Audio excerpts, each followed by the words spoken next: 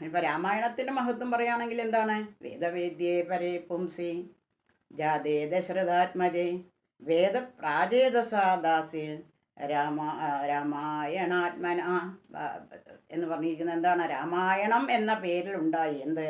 വേദവേദ്യേ പരേ പുംസി, വേദങ്ങളിൽ വേദിക്കപ്പെടുന്ന പ്രകീർത്തിക്കപ്പെടുന്ന പരമപുരുഷനായിട്ടുള്ള ഭഗവാൻ ഇതാ അയോധ്യയിൽ ദശരഥപുത്രനായിക്കൊണ്ട് രാമനായി അവതരിച്ചപ്പോൾ ഇതാ വേദം തന്നെ പ്രാചേതസാദാസ്യേത്, അതായത് ഋഷിമുഖ്യനായിട്ടുള്ള വാൽമീകിയിലൂടെ രാമായണാത്മന ജാതേ രാമായണാത്മന, രാമായണം എന്ന പേരിൽ ജാതമായി.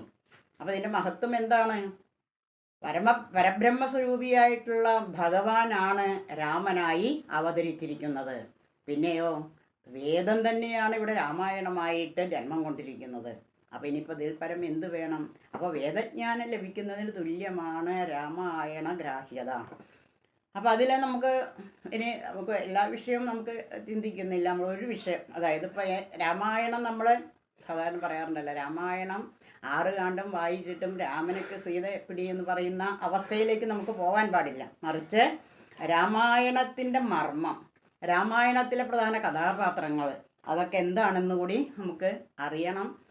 അതിൽ ഒരു പ്രത്യേകത, രാമായണത്തിലെ മർമ്മ ശ്ലോകം നമ്മൾ പലപ്പോഴും ചിന്തിക്കാറ്. ഇപ്പോൾ ഈ 24,000 ശ്ലോകങ്ങളുള്ള രാമായണത്തിൽ ഏതാണ് പ്രധാനം എന്നെങ്ങനെ പറയാം എങ്കിൽ അതിലൊരു ശ്ലോകം വളരെ പ്രധാനമായിട്ടുണ്ട്.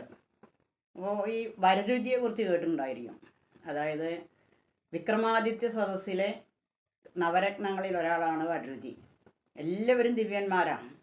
ധന്വന്തരി, ക്ഷപണകൻ, അമരസിംഹൻ, ശംഖു, വേതാളവട്ടൻ, കടകർപ്പരൻ, കാളിദാസൻ, വരാഹമിഹിരൻ, വരരുചി, ഈ 9 പേരും ദിവ്യന്മാരാണ്. കാളിദാസൻ്റെ ഒക്കെ കഥ നമുക്ക് ദേവി അനുഗ്രഹിച്ചിട്ടാണ് പാണ്ഡിത്യങ്ങളൊക്കെ അദ്ദേഹത്തിൽ ഉദയം ചെയ്തത് അല്ലേ? അതേപോലെ തന്നെ വരരുചി ആരാണ്?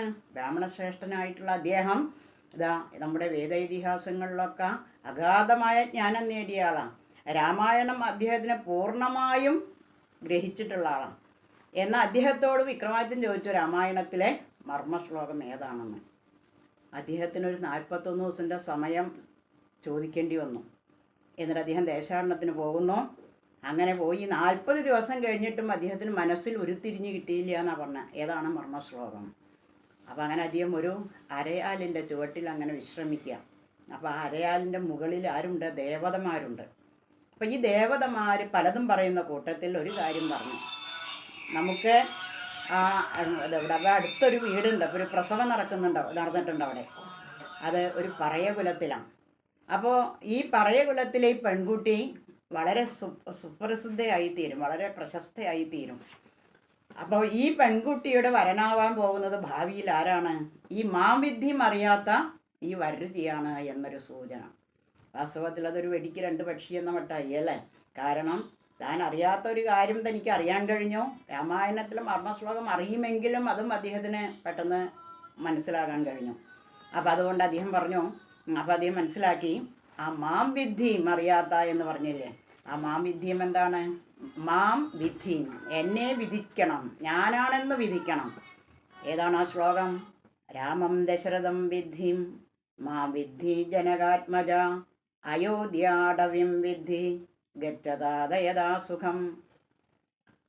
ഏതാണ് സന്ദർഭം? അതായത് അച്ഛൻ്റെ സത്യം പാലിക്കാനായിക്കൊണ്ട് ശ്രീരാമചന്ദ്രസ്വാമി 14 വർഷത്തെ വനവാസത്തിന് പുറപ്പെടുകയാണ്. അദ്ദേഹം തന്നെ പോകാനാണ് ആദ്യം തീരുമാനിച്ചതെങ്കിലും ലക്ഷ്മണൻ കൂടെ പുറപ്പെട്ടു. സീതാദേവി പറഞ്ഞു അങ്ങ് പോകുന്നുണ്ടെങ്കിൽ മുമ്പേ നടക്കുന്നത് ഞാനായിരിക്കും എന്നാണ് പറഞ്ഞത് അല്ലേ? അപ്പം അങ്ങനെ ലക്ഷ്മണനും പോകാൻ തയ്യാറായി. അപ്പം ആ ലക്ഷ്മണൻ അമ്മയോട് അനുവാദം ചോദിക്കാൻ ചെല്ലാണ്. അപ്പം അമ്മ ആ മകന് വളരെ ദീർഘവീക്ഷണത്തോടു കൂടി കൊടുക്കുന്ന ഉപദേശമാണ് രാമായണത്തിലെ മർമ്മശ്ലോകം എന്നാ പറയുക. എന്താണത്?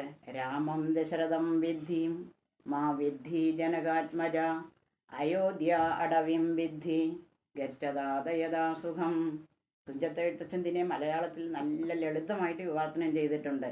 രാമനെ നിത്യം ദശരഥൻ എന്നുള്ളിൽ ആമോദമോടെ നിരൂപിച്ചു കൊള്ളണം, എന്നെ ജനകാത്മജ എന്ന് ഉറച്ചുകൊൾ, പിന്നെ അയോധ്യ എന്നോർത്തിയിടവിയെ.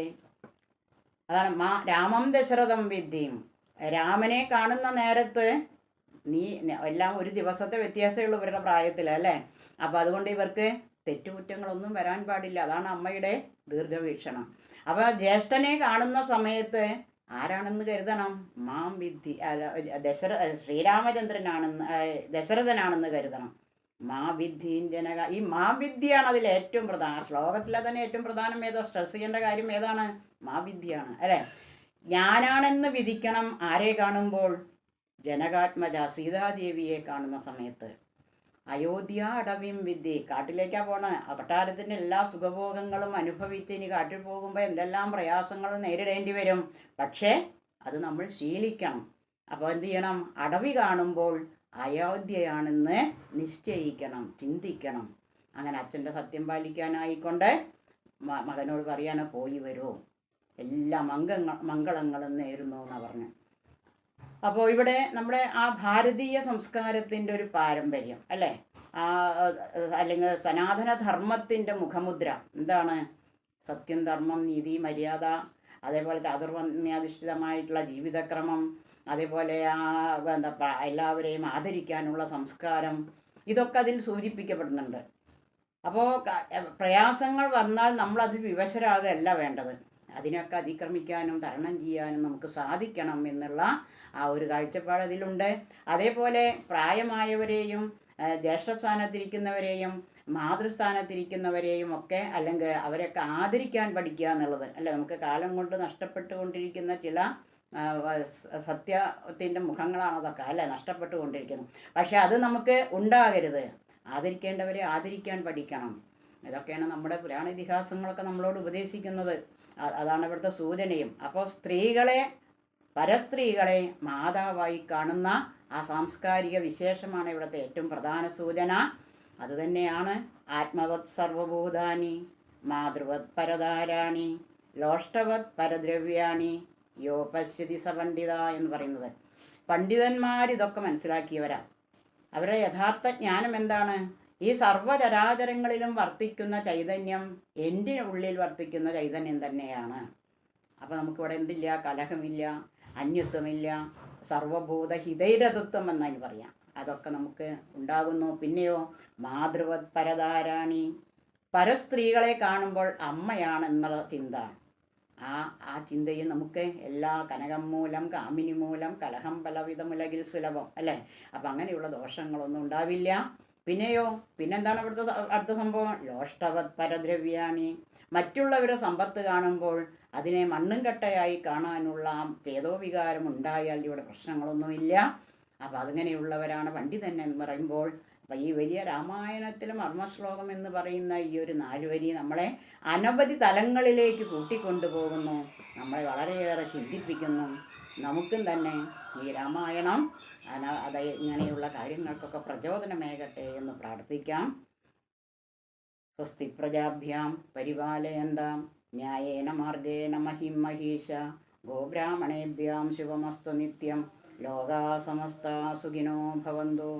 കായേന വാചാ മനസേന്ദ്രിയർവാ ബുദ്ധ്യാത്മനാ വാ പ്രകൃതേ സ്വഭാവാത് കരോമി യദ്യൽ സകലം പരസ്മൈ നാരായണായേതി സമർപ്പയാമി.